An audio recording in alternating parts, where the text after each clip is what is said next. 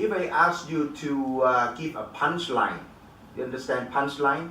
Like headlines in a couple of sentences, well not quite headlines, but let's say punchlines of our discussion last week. What would be the take-home message? The punchline. What did we talk about? I see some smiling faces. Now she is looking away. She looked at me in response and I'm waiting for an answer from you. Yeah, what was the takeaway? Let's summarize. I'm sure you went home, despite a lot of hard work, full-time job, you found a lot of spare time to review the lecture notes. I'm sure you did that. So what was the take-home message?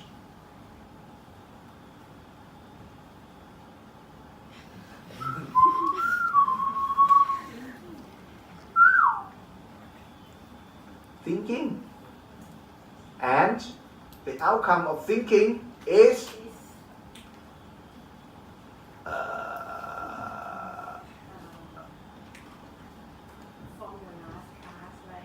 don't repeat my question. Just give me the answer. In exams, very important, especially comprehensive exams. A lot, 75% of students repeat questions. But that's fine as a warm-up, I understand.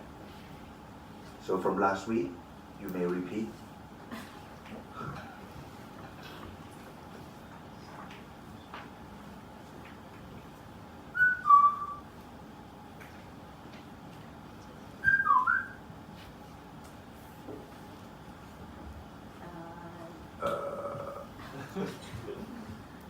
About the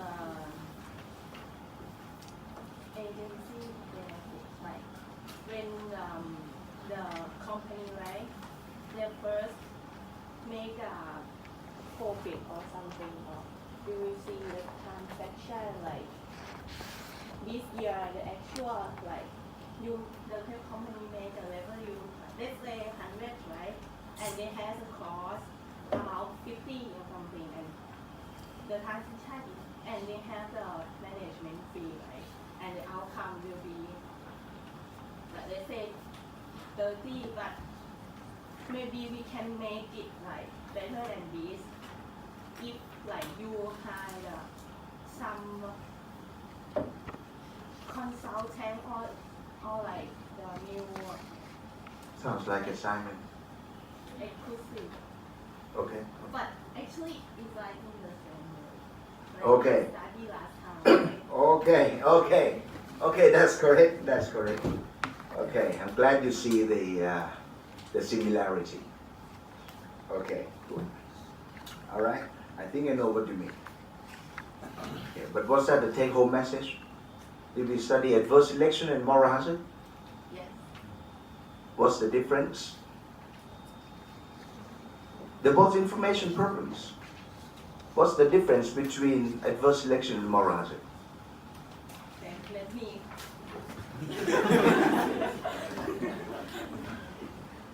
It's okay, I'll come back to you again next week. Okay. Next week. Next week. Next week. On Sunday, yes. I'll come back to you next week.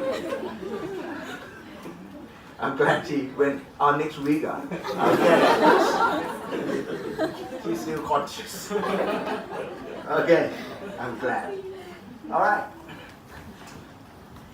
So we saw that it was bounded rationality or moral hazard, unobservability. Okay. That allows deviation from the agreed term and conditions in the contract. Whatever contract that we agree, right? Opportunism, being opportunistic. Okay. Being utility maximizers implies that whenever we can get profit, never mind other people's expenses, whether it will be at other people's expenses, we get profit, we can maximize our profit or utility, we do so, right? We go ahead and do so. Okay. So, moral hazard, utility maximization or opportunism, being opportunistic, are necessary though insufficient conditions for agency problems or deviations from the contract. Okay, people deviate from the contract and can deviate from the contract. Deviation is possible because incentives are incontractable. We cannot enforce terms and conditions of a contract on incentives. Okay, for example, being honest, not being opportunistic, we can't do that. Okay, and because of moral hazard, we can't be monitoring everything. We can't know everything. A lot of things we can't know the incentives of the other side of the contract. So one side of the contract, one of the parties to the contract will be ill-equipped. In other words, can do monitoring a little bit, some monitoring, but can't do it perfect. Okay, so in our example, this problem or agency problem, okay, conflict of interest between two parties to the same contract, the same pie, same cut, same contract, right, between you and I. If your cut is bigger, it's the same pie. My cut is going to be smaller. Simple as that. Okay, that's the bottom line. So the conflict of interest will get worse. Why is that? Well, how so? As the farm gets larger and larger, okay, and the farming activities become more complex, there's a larger extent of unobservability. Okay, so greater moral hazard. Why should that be the case? Right, we start from here. Well, yeah. In our example, we saw evolution, if you like. Agency problems get larger and larger, get worse as the farming activities become more complex. The farm gets larger.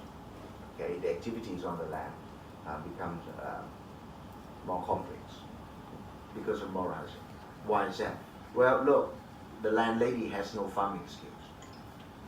Okay, she sees the farmers walking into the farm 5 o'clock in the morning. Let's say she monitors perfectly. She's on the land. Let's say landlady is hardworking. She knows that she does not know how to do farming. She knows that she does not have the skills. Right? So she feels that she needs to monitor, right, keep an eye, close eye on her farmers, employed farmers. Okay, and you go into the farm, water the crops, feed the animal, okay, feed the deer, feed the cattle, feed the chicken, and feed the pigs. Okay, properly? Yes, they do that. But enough feed, she can't tell. She does not know the optimal amount, for example. What about the quality of the feeds? Are these good quality? She does not know, right? Even if she's seeing it, right? She can't tell. Same as you go into a garage. Okay, take your car to a garage. When the mechanics doing things to the engine, is that the right way to do it? How do you know? Put certain things out and say, yeah, okay, let's put this new part in. But and put it in, take it out. Yeah, I see the parts, the same parts, exactly the same. This is brand new. Replacing old part, right? Broken down part, replacing. Okay, right? You see, that's genuine part. But the way in which that the mechanics take the part out, the order of other parts, did the mechanic follow the proper procedure, the proper order? You have to take 1, 2, 3 out, right? And then when you put it in, 3, 2, 1. Did the mechanic follow this ordering? If yes, then that's fine. Okay, but if the mechanic is lazy, wants to save time, and so that they can fix more cars and make more money, maybe he did the shortcut, and that would be bad for the engine, let's say. Can you tell? On the spot, you can't tell. You might be able to tell if you go to the library and take a look at the manual for that model, if the library has it, engineering library, right, and look at the troubleshooting part. Okay. But by that time, it would be too late. Okay. Right. So this is moral hazard. Unobservability.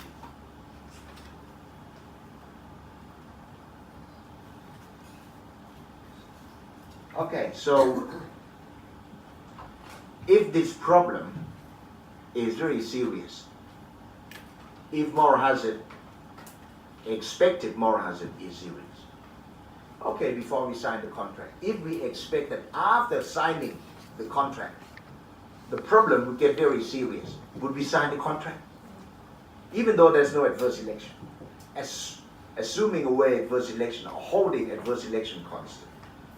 Okay, so expected moral hazard can lead to no trade. Okay, so in this case then, there'll be no value improvement on the land. The landlady will get worse off. What about the farmer? Get worse off as well. Okay, so there should be some, say, let's give Adam Smith a kiss, say invisible hand again, market forces. There should be some solution. Okay, and the solution that Farmer and Jensen came up with can be called separation of control ownership. Okay, this separation gives potential remedies to the agency problems. Okay, so in this contract, farmer landlady contract, our example here, what are the roles of the farmers and landlady on the land in the farming activity?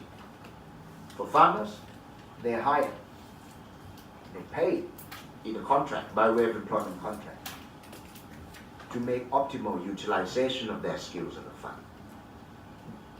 Would this element, optimal utilization of skills, this element is common in all employment contracts? You think this is common across employment contracts? Or your employment contract does not say that? Where do you work? Sorry?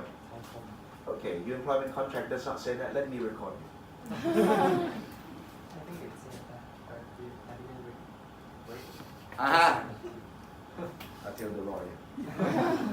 So they can adjust your contracts. You never read your contract, right? Okay. Did they read my employment contract? My own employment contract. Did they read it? I did read it once. What did I find? Nothing. University employment. Well, not much anyway, yes. But my employment contract says, I found nothing. Well, you have to work according to the rules and regulations of the university. How many rules and regulations? I have to go back to the Act of Parliament, right, being July. Okay, it has to be making to the core, I don't know what the technical term, the legal jargon for it, right? But the core have to be the Act of Parliament. And then there will be a series of new rules and regulations, section this, section that, you have to do this. When I'm in this position, my role is this, so my employment contract said none of this. And that's efficient. All it has to say is, work according to the rules and regulations of the university. And new rules come out practically every month. So I leave that to the problem of the dean or associate dean. It's not my problem. Okay, so let's come to do what I think is best. Best for whom? Best for students, of course. All right. So in this rule, at Taiko, is it called Taikom or Taikom? Taikom. But in English, it's written Taikom. Yes. So it's Taikom, right? Yes. Okay, Taikom. So it's very sharp. Thai people are very sharp. Well done. Okay, good. Say at Taiko, what do you have to do? For his job, come up with idea, how to do things, right? And implement. If you have to follow procedures, how to best follow the procedures. Follow the procedures very efficiently. If there's a way to improve the way we do things, right, in his division, perhaps propose that to your boss, suggest an idea at lunchtime or whatever. Right? So that's basically coming up with ideas. And then implement the idea. Okay, in such a way that doing so will maximize the value of Taisha. Taiko. Let's be consistent. English, right? Taisha. Okay. What about for landlady? Landlady, or share who Taiko is a listed firm. Okay. Yeah, I know that. There are many shareholders. What are the role of shareholders? Landlady owns the farm. Shareholders own Taiko, Taisha. Okay. So let's make it more simple. Let's come back to our farming example. Okay. Landlady, no skills in farming. So what could be her role in this contract, employment contract? If she does not even know the type of feeds, right, that the farmers are giving to the animals. The farmer may give, drunk, hangover from last night, right? Still feeling dizzy, okay?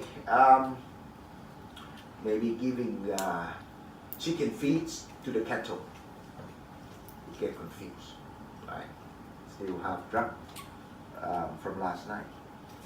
And landlady who does not know anything about farming, okay, agriculture or horticulture, would have absolutely no idea. She's basically useless. She could try to stand there and watch over the shoulders of the farmers, right? But that would make no use, okay, would not make any useful at all.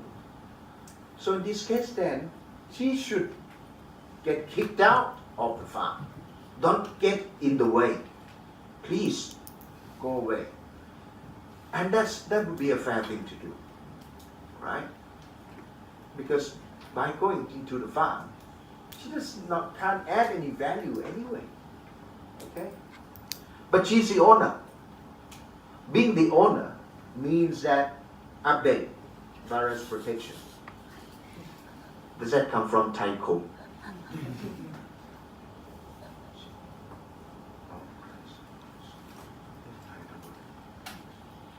Okay. She bears the residual risk.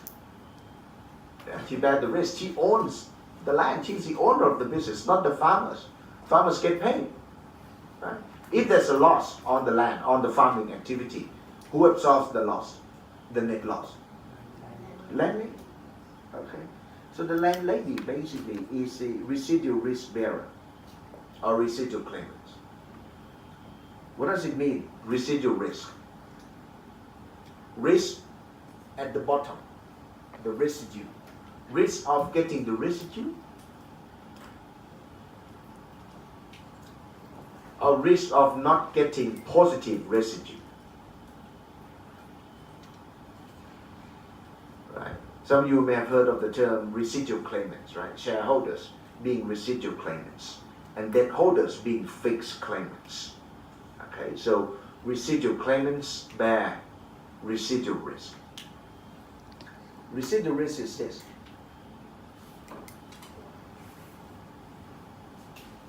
If I ask you to draw a picture of this description, how would you draw a picture? What sort of picture would you draw?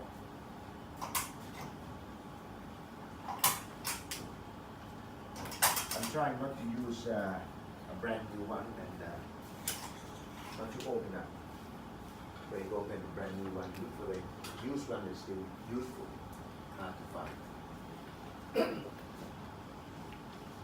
Probability that stochastic inflows of resources fall short of the promise of promised payments or payments promised to parties to contracts for rights to the net cash flows.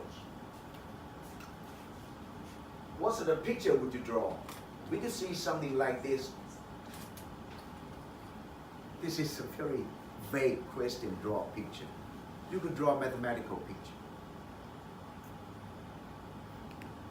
How would you write an equation for this? What sort of equation would you write to start off with? Have no idea? Go back to what you know. This is systematic thinking. We have no idea what's going on, get back to the basic. Start from simple, start from what we know. Okay? If the light goes out, how would we solve the problem? Where would we go? Outside. I'm sorry, my question was a bad question. Which point would we go to check first? The switch. We start from somewhere we know. Right? Same here. Apply common sense. Right? When you see stuff in class, finance class, you get spooked. Get frightened, you get scared. Oh, wow, have to memorize. Same. What if the light goes out, what do you do? Touch wood, God forbid, something happened to your car. Well, something has happened. Well, I've had things happening to my car while driving. Okay. You know, I've got a car with automatic transmission, old-fashioned one. Right, there's a knob that you have to push, right, to put the car into gear. From P to N, right, push. All of a sudden, that thing came off because the car is so old. The knob there, the push, you have to push, right, press. It came off. Inside of it, it just some sort of rubber-ish plastic. And then it got old, right, and disintegrated. What did I do? What do you think I did? Right. Trace. I have a bad habit. I learned how to drive car from manual. So my left hand is always on the gear stick. Okay, for automatic there's no need, but I still put there. And my fingers always rest on that thing, which is not made to take weight. It just get the pressure from the side, not from the top. Okay, so put it there, and hey, it's moving, man. What? And the thing is in my palm. It isn't credited. It just came off. I had to go back to what I know. Okay, it was in the end, right? The park brake was on the traffic on Sathon Road, in the middle of the road. I started praying, but I don't think that would work, right? So I know that to put the car into D, in the drive position, the gear into drive position, then in the neutral, okay, it does not require pressing. I keep the car moving forward. And I kept telling myself, make sure I don't have to reverse. Because I can't push it. So, cross the Rama 4, Lumpini Park, there's a lot of space to park. I pull to the side, pull the car over, and start fixing the thing. Okay, I think about the mechanism inside of the stick, of the gear stick. Okay, press, and it's not electronic, it's mechanical. So there must be, right, a pin somewhere inside. So I decided to get all the plastic out and check it out, okay, if there's a pin in there. There must be a pin sticking up of this shape, right? Otherwise it can't push down. Okay, it has to go like that. Press this, right? It runs up here. Okay, if there's a cap here, it will go down. Press it down. Okay, so I try and try, get it out. Okay, Jesus Christ, can't find it. And all of a sudden, something sprang out of the hole. There was a spring. I almost peed myself. Okay, Jesus Christ. What have I done here? I saw that. A little spring. So, my theory is on the right track. I kept cleaning it out, the hole. Right? So, okay, now I can feel something. So, let's try. Right? Push the gear stick into the reverse position. Press, reverse. It works. I go. Right. I panicked, of course. Panicked a lot. And I thought, my car is an old car. It's got to be a mechanic. Right? Electrical part is underneath in the transmission. But this part is still mechanical. So I start from what I know. This is real life. I'm sure you would do the same thing, right? When the situation comes around. What sort of formula would you write to try to get the meaning of this? Let's go back to what we have seen from last week. How many tables did we see? What sort of thing did we see? Talk about inflow, promise payments. Perhaps could think about balance sheet or income statement. Income statement, right? Okay. Stochastic inflows of resources. What's that? Which line of the balance sheet would you equate? Revenue. Yeah. What comes in? Promise payments. What goes out? Yeah. That's it. Probability, that's stochastic. Is this word scary? Stochastic? Stochastic calculus? No, stochastic here is random, uncertain. But to be technical, I would say stochastic, uncertain. So being associated with some sort of random probability. Okay, not 70%, 60%. It's to be completely random. Okay, stochastic cash flow. Yeah, uncertain. But here, promise payment, certain or not certain? Certain, very certain is in the contract. Okay, the risk of this, falling short of this. Isn't this the risk that shareholders bear when they invest in a firm? Yeah, because shareholders get net profit. What if the revenue is very low? Can't even meet the cost of goods sold. Then the rest, forget it, right? The rest of the lines before the bottom line, right? Each line represents promised payments to party who contract for the rights to net cash.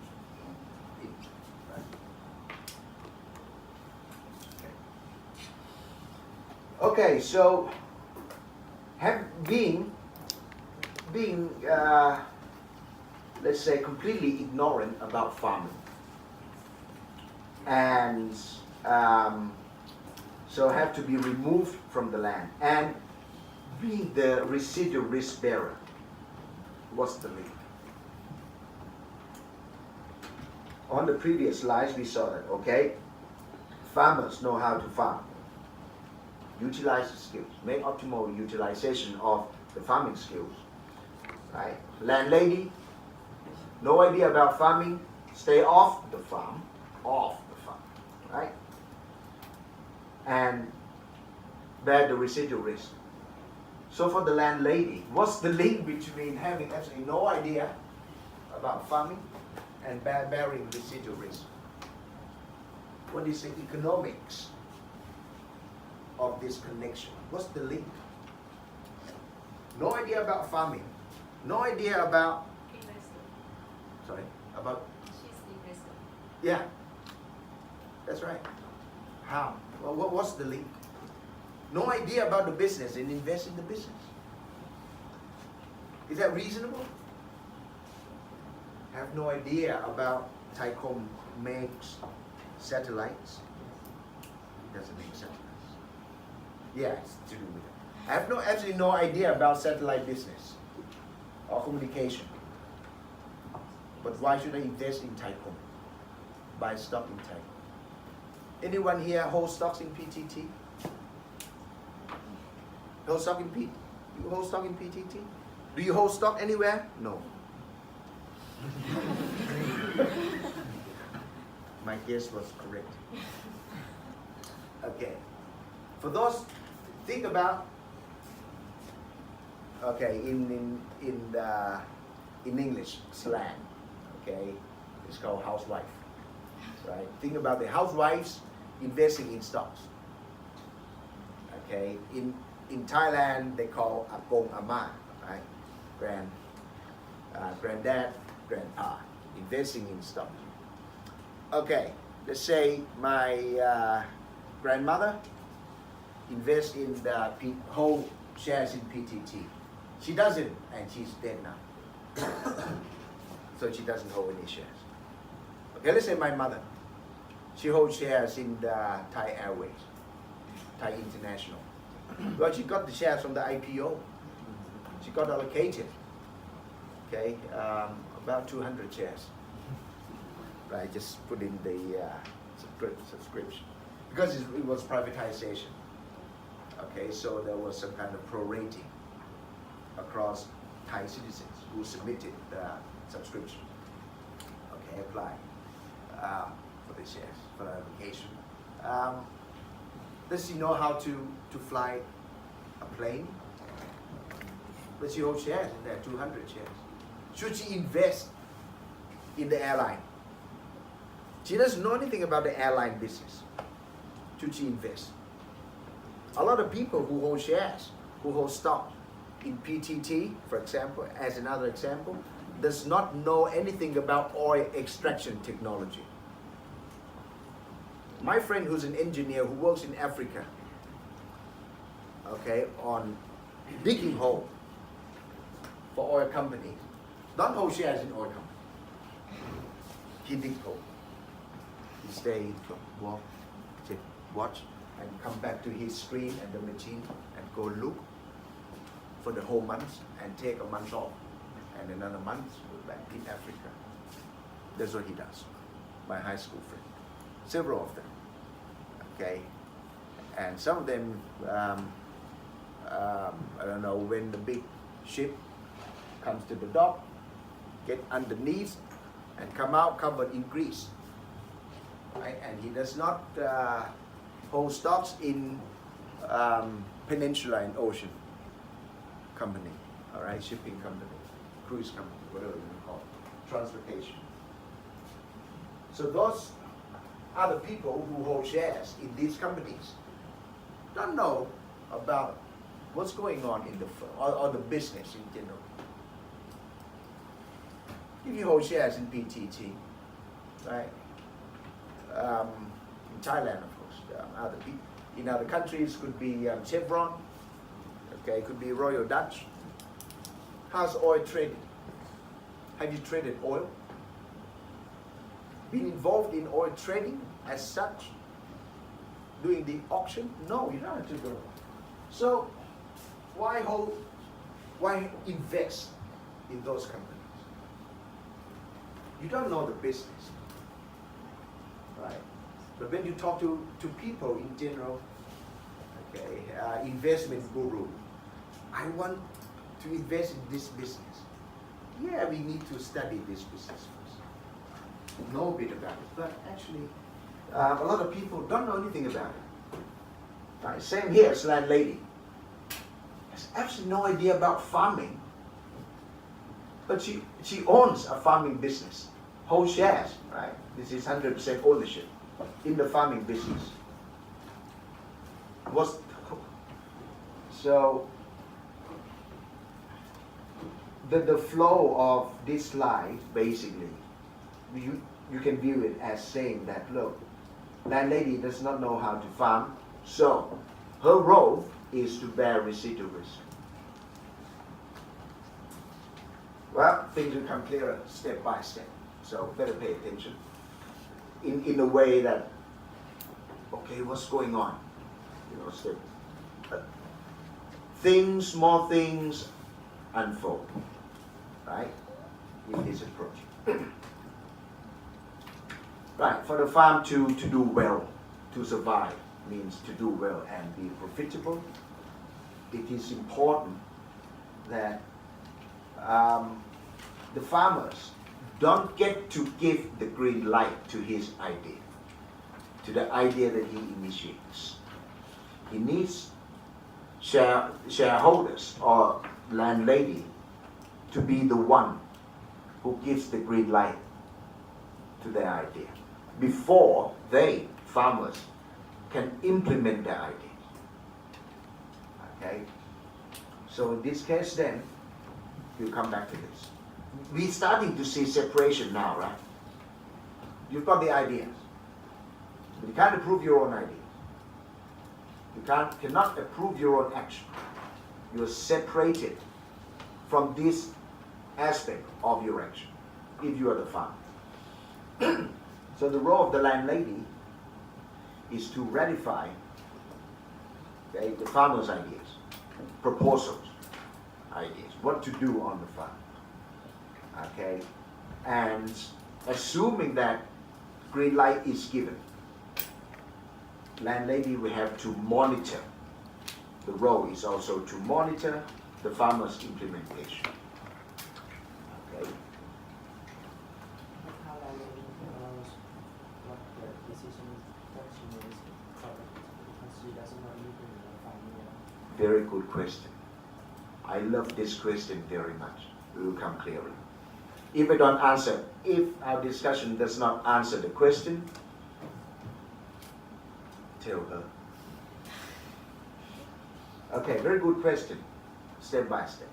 Right? But first up, why would the landlady have to be the one to approve, to ratify, and to monitor, to do the post-audit, if you're more familiar with the term post-audit, okay, on the farmer's action or implementation? This is because the landlady bears the wealth effects of the farmer's choice of action through efforts, okay? So be the residual risk bearer, whatever happens, okay? So let's summarize here before getting to his question. The roles of the landlady and farmers are like this, we can summarize. Decision management, go to decision agent, farmers.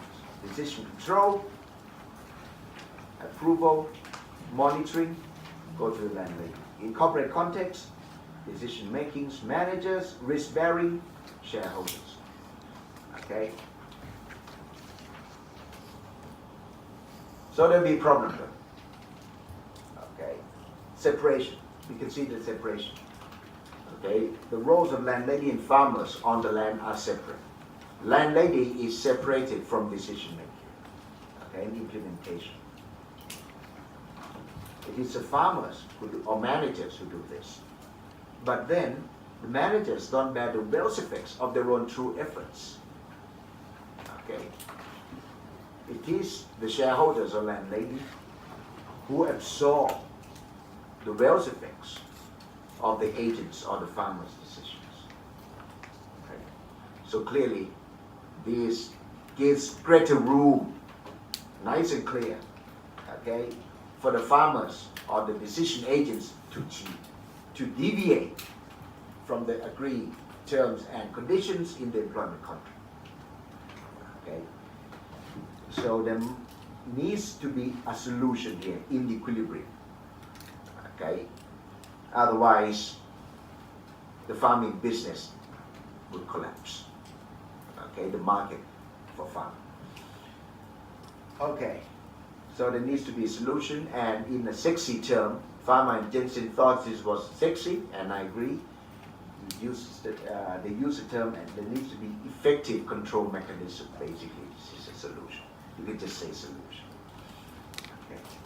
But what's sexy in the paper is that they suggest that it is a separation itself that gives effective control system. Okay. The farmers are removed from the position to approve their own initiation and implementation. Need someone else to do it. For example, I could come up with an idea. Hey, this is what I'm going to teach in Finance Theory 2. Okay, this is the type of material, and it could make it nice and easy. Touch things on the surface. Students don't know how much depth they should go into at the master's degree level. You don't know, right? You wouldn't have a clue. You have some vague expectation, but you wouldn't have a clue. If you knew, you wouldn't be here. You're here because you don't know, right? So in this case, how could you tell that I go into depth or I don't go into depth? How could you tell? You can't tell, okay? Until exposed, until after the fact. Then you could compare notes with other people. Okay, you could find out. But then again, that would be too late. Okay. Parties to the contract have now been discharged from their obligation from the contract. The contract has ended. Too late. Sorry. Right. Okay. So in this case, people who approve the idea for what to teach in this course will have to be someone else, some panel at higher level. Okay, there must be a committee approving, let's say if I propose what to teach. Okay, and actually this is what happens in university. So this separation in and of itself, therefore, controls for the moral hazard problem or agency problem expand. Well, how could landlady know how to approve things, what to approve and not to approve?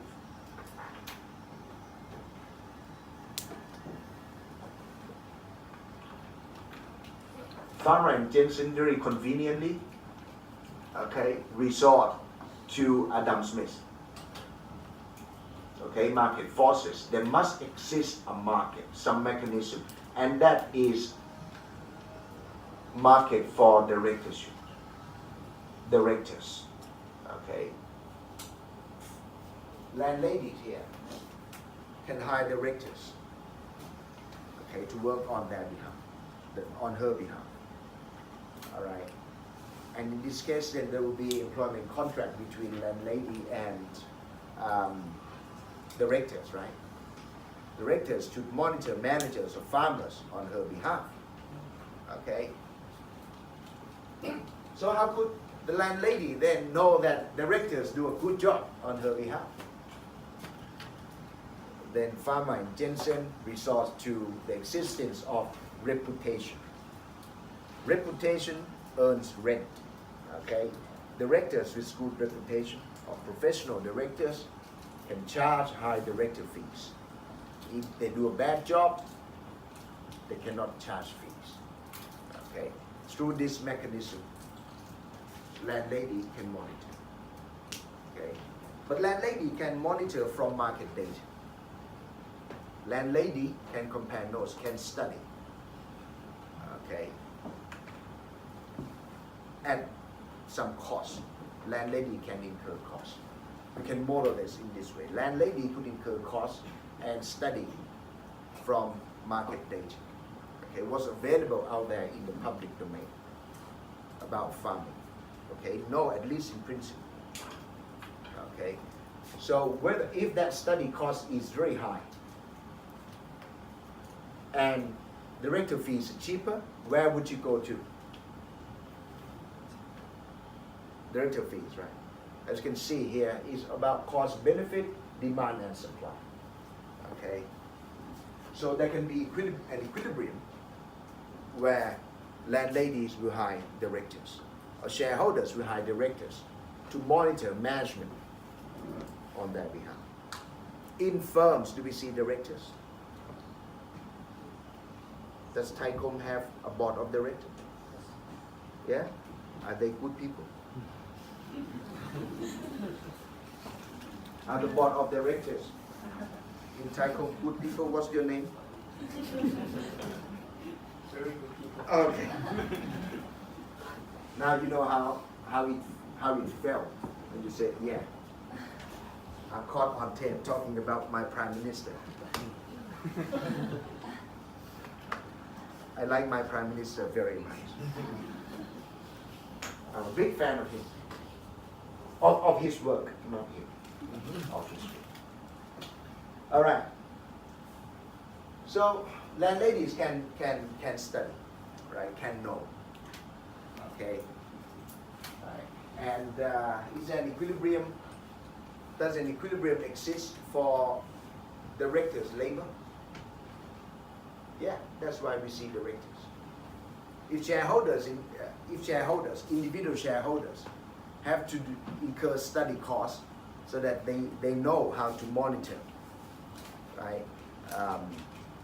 Say their managers or farmers. Okay. If they have to incur costs, they'll be thinking, well, would it be cheaper?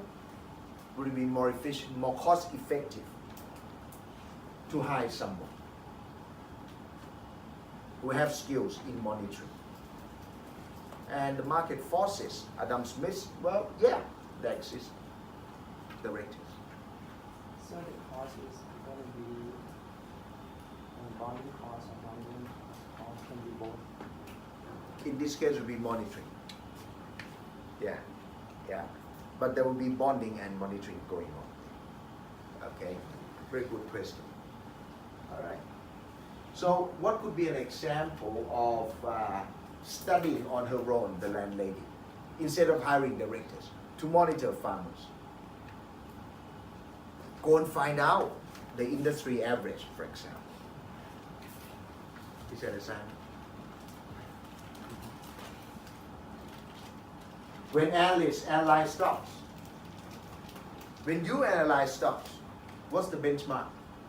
You want to analyze something, you need benchmark, right? Okay, what's the benchmark? Starting point. Whose starting point? Base year. The base year. Yeah, the year before. Improvement. Generally a good year. Okay. Good year. Okay, right. What about the peers have improved a lot? Sorry? If your competitors, your industry peers, your direct peers have improved more than your firm has, Then you use that and try to match them. That has become the industry average now. so base year alone is not so good. No, base year if you're just comparing your own performance. Yeah, you compare that's right. I got your point. You're talking about a change, right? Change, right? But our change is less than the change of our peer. Right. Got to be some sort of exogenous benchmark. Okay, best year is sort of endogenous. You can manipulate it. Okay, like firms. Do we know this bonding that we mentioned briefly last week? Management giving out forecasts. This year, next year, giving out forecasts. That's bonding. But what kind of forecast would you give? You think you can reach? That's the max you can reach. You're going to give that? No. You're going to give something very moderate, very low. You want to manage. You want to manage expectation. Okay. So, why should you have? What do you have a boss for? What is your boss for? For managing expectation. So you manage your boss in organization. That's what a lot of people tell me. Right? Yeah, you have a head of department. The head of department, your boss is there for you to manage. That's how you live in organization. And not so good, but I found that interesting and funny. Of course, don't tell my boss. I never do that. My boss always manages me. I'm a very good employee, good supporter. Okay, all right. If this is a solution to agency problem, it's a separation, right? Then firms that don't have agency problems or don't expect agency problems, for those firms, or if firms don't expect agency problems, they don't need to have separation. Okay. But in actual fact, separation is quite widespread. One, listed firms. Okay, so for listed firms, okay, or firm with an open form of organization, in the terminology of Farmer and Jensen, open form of organization, have separation. And these are basically listed firms. Right? Imagine listed firm. If you shareholders in listed firm, are you separate from the decision making? Yes. Yeah, you get to approve at the annual general meeting. Okay, you get to vote. Okay. In this case, then we should not observe widespread existence of separation. In unlisted firms, we also observe separation, even for SME, if you like. The only type of firms that has no separation is a one-man band. As soon as, let's say, you have a noodle restaurant, do you do the dishes, do the cleaning by yourself, the owner? The owner could be doing the cooking, right? Cooking the noodles. Okay, what about washing the dishes? The owners does that as well doesn't have to be a big noodles restaurant. Okay, just a noodles stall. There would be a kitchen hand, right? So in this case, then there's separation, right, between the owner and the kitchen hand. Okay, there's separation everywhere. So in this case, there must be something about the separation more than just being a solution to problems. Okay. Otherwise, we wouldn't see such widespread existence of the separation. Listed, unlisted, everywhere we turn to, we see separation. Okay. Then there must be another advantage. Okay, and Farmer and Jensen thought a lot and then came up with this idea. Well, there must be benefits of specialization in decision making and risk bearing.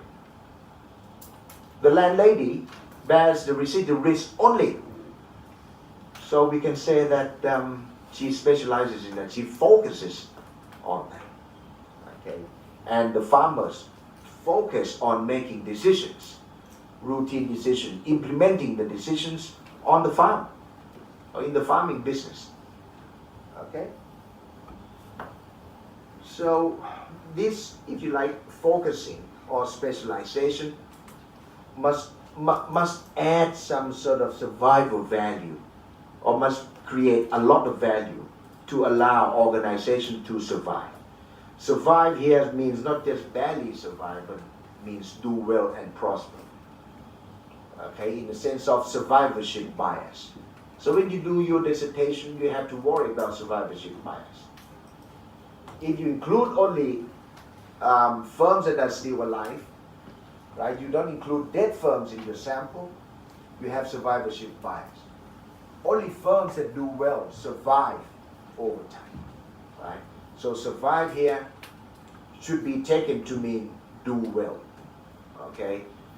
Firms or species that don't do well will not survive, right? Cockroaches do well, so they survive. The ancient animals, we all know that, right, from high school. Okay. Some know this from primary school. Did you know this from primary school? Well done. I'm very proud. Okay. So with the separation here, we have another advantage. Life is better, more efficient. Okay. Basically, managers or farmers can then focus on utilizing their specific knowledge without loss of decision efficiency. This is important because such knowledge is costly to transfer across agents. If there's no separation, there'll be loss of decision efficiency. Jesus Christ, what does all this mean?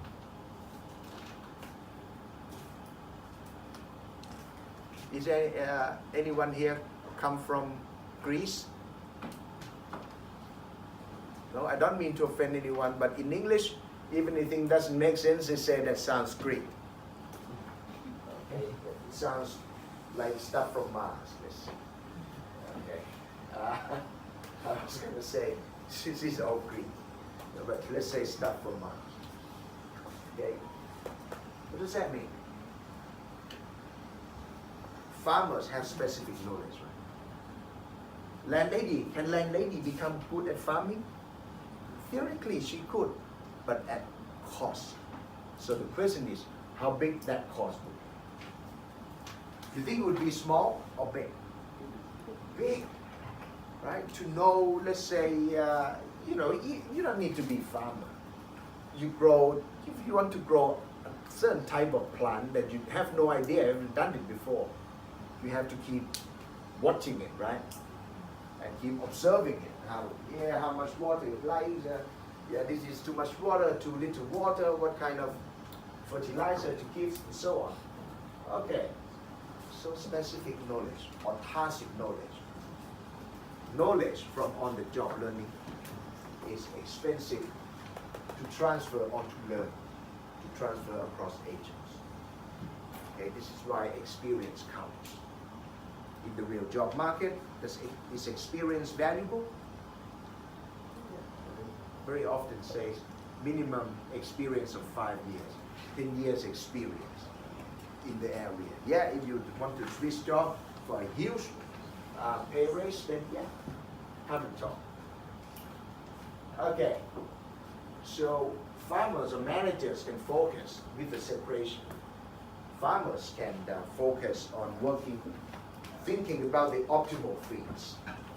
Okay, coming up with new formula for the feeds, okay, without loss of decision efficiency. Now, what does it mean, loss of decision efficiency? What if it's the wrong formula? Think of yourself as a farmer. What if it is the wrong formula? Die, right? Or don't grow, or become skinny, don't fetch good price, right, from the butchers. Butchers won't pay very much, okay? Meat not so tender, does not look like marble, and all this Japanese food. Okay, there's a risk then. So if you as farmers have to bear this risk, you're not separated from the approval or risk bearing, what kind of formula would you be using? Normal one, which is?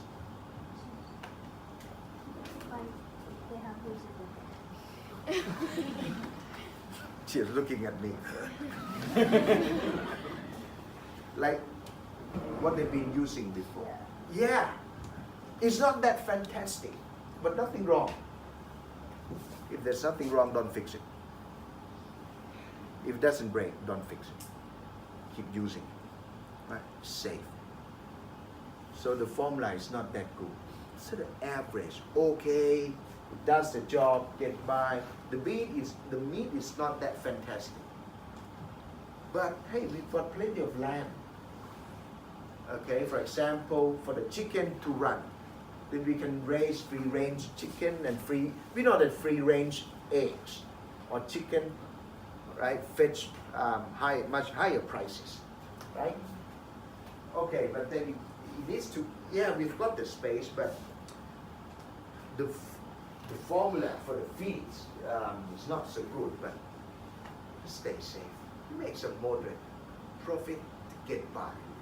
Okay. But then again, in this case, if there's another farm with separation, the farmers don't have to worry about getting it wrong. Getting it wrong accidentally or random mistakes, the landlady will say, don't worry, I absorb it. Just come up with what is good. Okay? Which farm you think would have better chance to survive? Better chance of survival, doing well, and being a cockroach. The one with separation. So when the farmers have to worry about getting it wrong and have to bear the outcome, right? Absorb the outcome of the wrong formula. They're worried, they won't come up with anything new. Okay, so there's loss. What loss of decision efficiencies? Okay, they won't work very efficiently. Do we see this in real life? In real life, for high price items. Do we see this?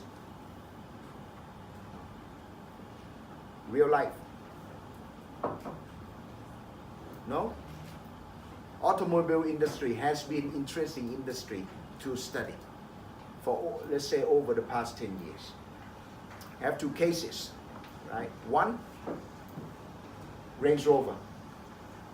Okay, once BMW got rid of the Range Rover for good reason. We won't go into the detail. Who bought Range Rover? Who took over Range Rover? Hmm? Yeah. Tata has got a lot of money, Indian, right? In Indian conglomerate, giant conglomerate, right? Tata gets into, say, developing Range Rover? No. Tata just say to the Range Rover people, original people, do your best. Right, here's the money. Don't worry about it. R&D, do your best. Make, stick to the go anywhere capability, right? Go to the moon type capability plus powerful engine. Okay, and stick to the market demand, right? The original powerful engine, gas guzzler, okay, 600 horsepower, type of, you got a 4-wheel drive, right? Let's go off-road, they can go really fast like crazy, okay? And the moderate one, you know, good on gas, environmentally friendly type of version, do all sorts of versions that you think you will beat BMW, Mercedes, remain in the different stages, right? Range Rover is here, Jaguar Range Rover, Mercedes, another, or BMW, another level down. Okay, stay above them nicely with market share. The car must sell. Do whatever you want. Here's the money. There's one example. And we see a big payoff, although not in Thailand. I'm one, if I had money, I won first division lotto, I wouldn't buy a Range Rover, because all of that money will go into one car. I have nothing left. It's very expensive. But a lot of people still buy, right? With money. Okay, another segment of the automobile industry. Lower level segment. Classic example. Well, do you know Scania? Oh, sorry, Saab. Have you heard of Saab? S-A-A-B. Saab's a very good car. It's out now. No more Saab. Okay, but there's still Volvo, right? Swedish automobile. Volvo was dying. Volvo was good. Okay, it was dying. And now it's doing well again. It's got the research center and all that working very systematically. And doing well to keep doing research. Right? Keep producing nice cars and much better cars. Who owns Volvo? Yeah. Yeah. And what is the policy of this company? We don't need to do case study. We just can spend about 5-10 minutes speaking. It's the same. Same. Here we go, the money. I've got the money. I see the potential. You guys have the know-how, right? Volvo makes powerful engines in Europe. Although in Thailand, yeah, Thai people don't want to pay money when it comes to car. Big engines mean a lot of petrol. Not true. Trust me, not true. Okay, so that Chinese investor company basically throw money into Volvo and say to the Volvo people, look, just do whatever you want to do. Just do electric car, plug in, plug out, plug where, whatever. Do it. Right? So Volvo came up. There was sort of four-wheel drive market. They call nowadays called crossover SUV type thing, right? But on the paper, the record, what the record says is that, okay, Volvo came up with this, tried to catch the trend, and sold a lot. And sold a lot. So that was a breakthrough, a huge turnaround, a big comeback. Okay, so basically, stick to your knowledge. Do you think in the R&D, the testing along the way in the lab, they make mistakes? Yeah. The same for the pharmaceutical industry. Same. Come up with wrong drugs. Okay? But don't feed to people here. I don't want to be the guinea pig. Okay? Same here. But if all those scientists, pharmacists, have to pay, right, for the unsuccessful experiments, how do you think they would work? Very safe, right? Very safe. Don't come up with anything. Okay.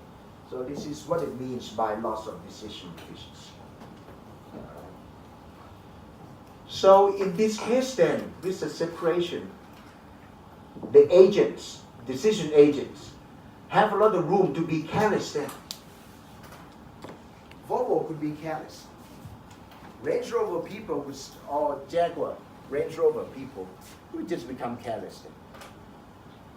Did they? They didn't. Why is that? If they become careless, they lose their job. With this money and it still become unprofitable, then the Chinese investor, the Chinese company or Tata, the Indian investor, will be able to see that, okay, it doesn't pay off, I told you, I gave you everything, right? And it didn't work. Let me give you a kiss. Not a French kiss, but a kiss goodbye, right? Technically speaking, you could say that there exists managerial labor market, right? And if you develop as managers, we as managers develop bad reputation, our labor will be valued very low, okay? And we won't be able to get a better job. Especially once we get fired, we can't get a better job. This is true. Does this hold? We're theorizing, but does this hold in reality? If you're a bad manager, a bad employee in one contract, you can't get a future contract that is good for you, that offers, give you better pay, bigger payoff. Does this pattern exist in real life? Does it? How do you know that? You have evidence? You have evidence? If yes, is your evidence reliable? I'm thirsty. Do you have evidence? No. I have evidence. Not my own evidence, but there are papers, journal. Yeah, there's clear documentation that this exists, at least in the US market, a huge job market. Okay. Yeah, I'm sure it's the same as in UK and Europe. There are papers on that, on UK, using data from UK and Europe as well. But if you ask me, what about in Thailand? I have no idea. Why no idea? admittedly, if I write papers using Thai data, I have to be very careful. It can be very hard to publish, right? But yeah, if you do it well, right? The data, right? The paper on Thai data can go very high. Right? A lot of people can be very interested in Thai data. Okay, right. But that's beyond the PowerPoint. So once again, as you can see here from our discussion, the loss of decision efficiency arises from managers' risk aversion and limited growth.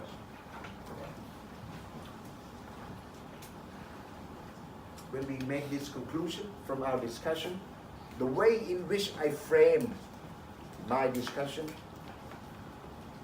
or my argument makes you forget that or overlook the fact that I make at least two implicit assumptions. So when you are in a negotiation meeting, okay, when your counterparty says something, you have to say something to you, you have to think very carefully, okay, are there any implicit assumptions being made, right? And are these assumptions important to your position? I implicitly assumed that farmers are risk averse. Range Rover people, Volvo people are risk averse.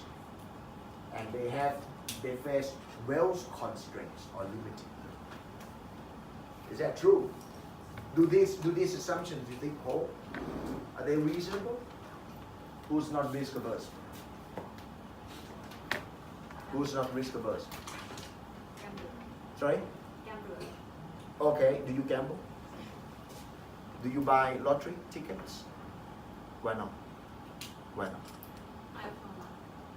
So you're risk averse. Okay, so gambler. Do you think gambler take insurance cover? Yes. Buy insurance cover? So why do they gamble? It's different. They are irrational? They're not rational? Well, they take risk. Gamble, what's the payoff? Negative, right? Negative. Expected payoff is negative. So why? Yeah, if you're willing to be exposed to negative payoff, on average, if you're willing to do that, why bother with insurance policy? Why? You are finance, you fund managers, you've got to know about asset allocation. You've got to be able to explain these things. Otherwise, you can't work.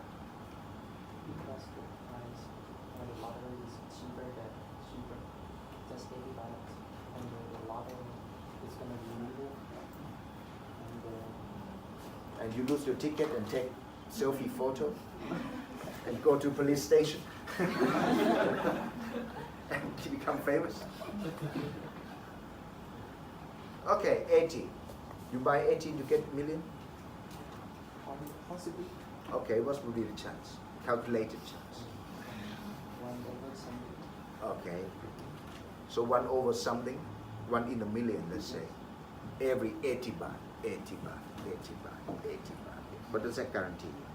Yes. No. So you lose 80.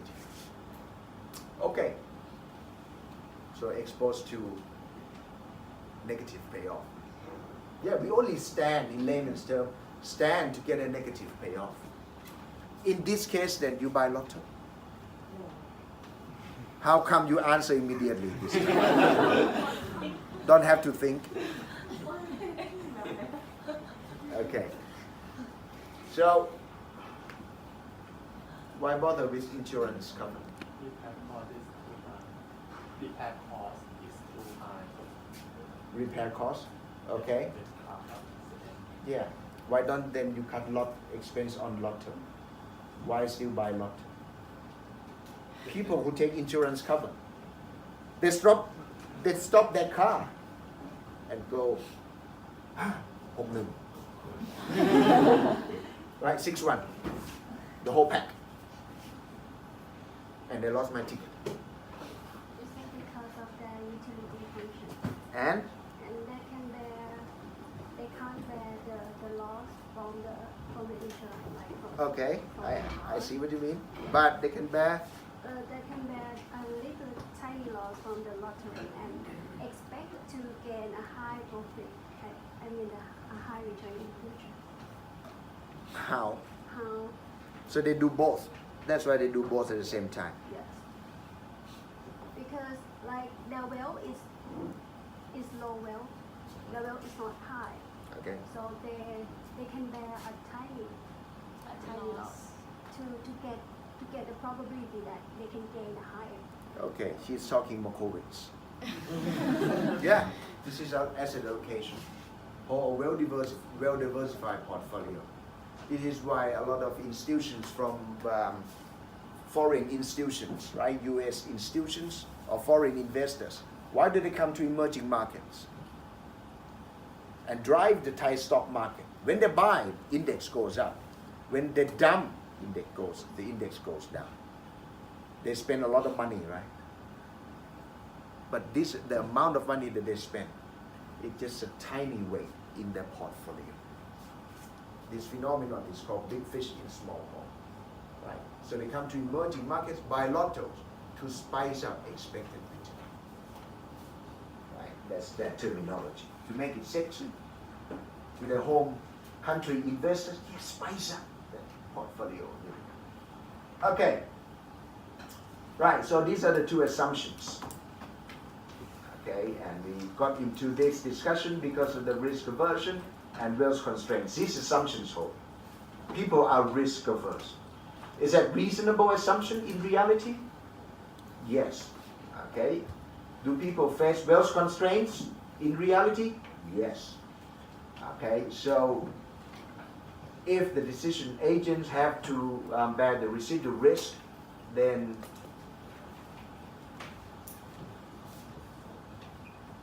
this is the signing of the contract, time zero. Before the contract, there'll be no contract to start off with. Or the selected farmer may not be the best one in terms of skills. Right? If they are made to bear residual risk as well. Okay? In this case, then it would have to be a combination. They'll be selected for the job, okay, based on the combination of skills, right? A compromise between skills as well as wealth and willingness to take risk. Risk aversion and wealth, okay, and skills, rather than just skills. Two scenarios, okay? Pick an engineer, okay? Pick an engineer who can design the system, improve it, or whatever, right? Or designer. Skills only. Never mind wealth and willingness to take risk. Scenario one. Two, both criteria. Skills or a compromise, okay? A combination or compromise of skills and risk aversion and wealth. Which scenario would give you the right man for the right job? Which scenario? For the job, would be the first scenario. The best guy or the best person may not be selected because he's poor. And naturally, if he's poor, okay, and he's good, he's got a lot of skill, but he's poor, somehow he was born poor. He wasn't born into a rich family. So he'll be quite risk averse. He'll be careful, right? He knows his position. Okay, so he will not be selected. If the job, right, if the job, part of the job is to bear residual risk, part of the employment contract. Okay, so the right man may not be selected for the right job. Okay, in this case. If he or she is risk averse or subject to wealth constraint, which is, these two elements are elements of reality. Okay, in real life, in practice. Okay. So by removing managers from risk bearing, then the right man basically will be selected and put to the right job. Keep experimenting, no problem. Go ahead, just go ahead. Okay, do your best.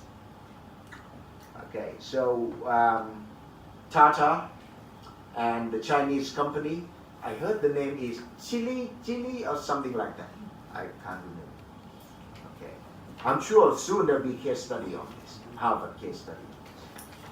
Okay, can then assume the role of risk bearing. Okay, Tata don't have the technology to develop cars like Range Rover, okay, or Jaguar at this level, but they have wealth, but that is without skills, can do the risk bearing. And this is a benefit. In other words, they can focus or specialize in risk bearing. And if they focus on this, okay, they could become efficient.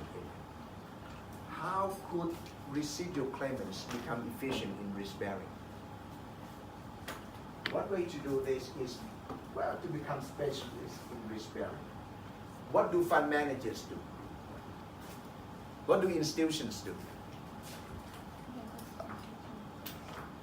Become good at diversifying portfolio, rebalancing portfolio, okay, exchanging rate. You can track, okay, become specialist in tracking an index, for example. Okay, so the bottom line is that before they can diversify, right, there must exist a large number of landladies first. Okay, in this case then, if there exists such a market or such platform where there are a large number of landladies who come in and interact in the sense of Fisher's separation theorem, right? Borrower and lender, people come to interact. They can exchange claims among themselves. Do institutions exchange claims among themselves? People say, no. Have you done microstructure? Market microstructure? Okay. You'll probably be doing it with Napui. Uncle Ploy. Ajahn Kanakon, but that's the nickname I call it. Don't call him that. That's what I call him. He can really upset. Okay, he will probably say, no. It's the retail investors who supply liquidity to institutions. But that's fine. They're all, in this context, they're all residual claimants, right? They're shareholders in one way or another. Yeah?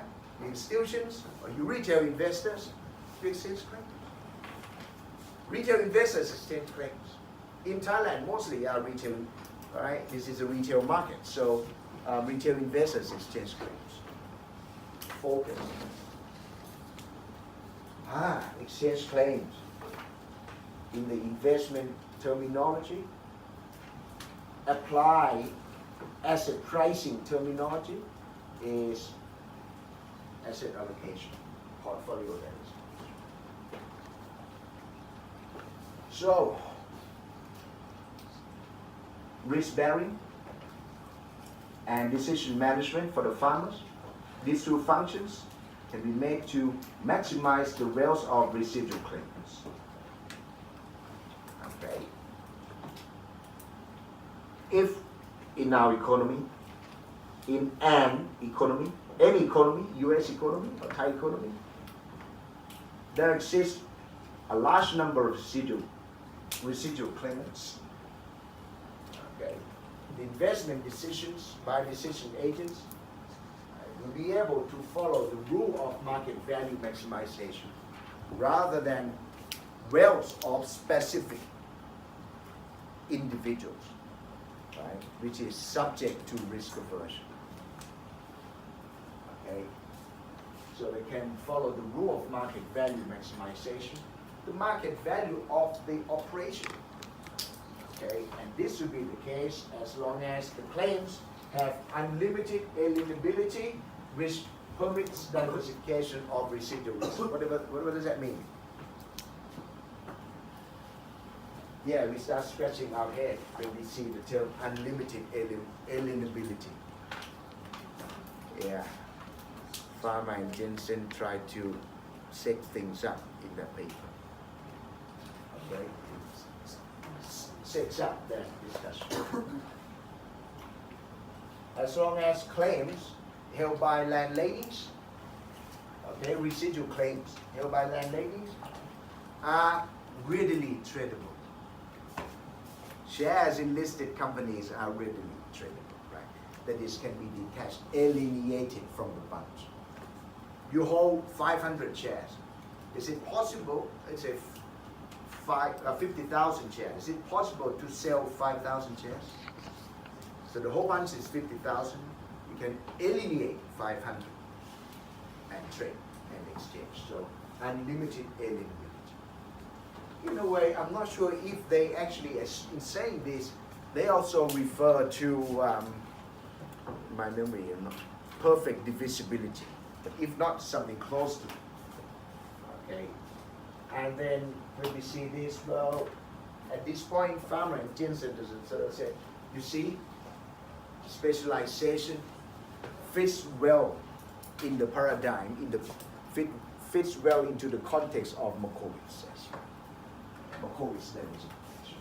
It's consistent with benefit of specialization, is consistent with Markowitz diversification, which maximizes investors' wealth, right? Diversify unsystematic risk. Bear only systematic risk. Reduce risk. Get rid of some of the risk that we don't need to bear and still get the same expected return. Better risk-return combination. Okay? So these benefits occur along the control effectiveness of the separation. And this explains the widespread existence of the separation in the economy. Okay, the solution alone does not explain. Okay, because it's too widespread for the solution, being solution, to justify such widespread existence. Okay. All right, we take a break, quick break, come back to